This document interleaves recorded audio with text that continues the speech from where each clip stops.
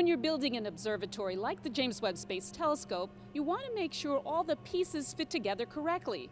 To see how engineers go about doing that, we're here at Northrop Grumman in Redondo Beach, California. We have two important pieces of our development hardware that we're putting together or mating today. We have our OTE mock-up, Which is? It's a representation of the Optical Telescope Element. That's the part that has the big mirror and the cameras inside of it.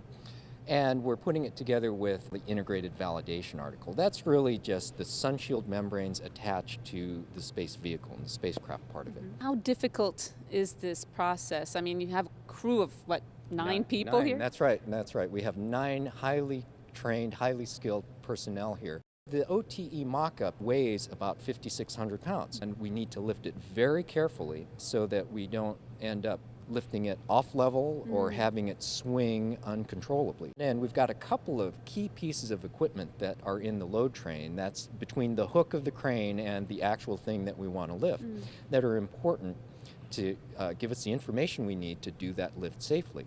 There's one thing called a load cell. That's actually kind of like a fish scale or a luggage scale, and that tells us how much we're pulling on the OTE mock-up and when we've actually lifted the entire weight. The second thing that's attached in the load train above that, it's that big black box that you can see up there. That's called a hydroset, and it's a little hydraulic ram that we can pump up and down and do extremely precise raising and lowering of very, very heavy hardware.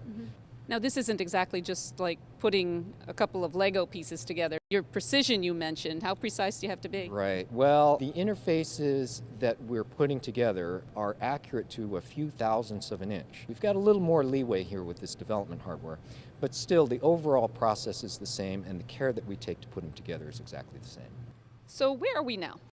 Well, we're right next to the spacecraft bus. It's called a bus because it carries the telescope and everything else, so it's a spacecraft bus. This is our mock-up representation of the bus, and we have in it one of our telescopic mid-booms that's built by Astro Aerospace.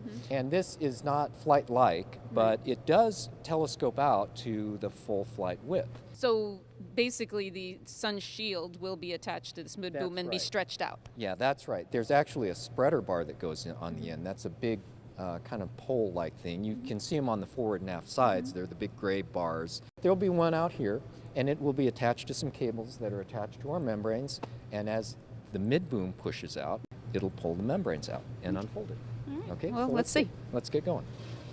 So we have this just on big tracks for ease of use on the ground.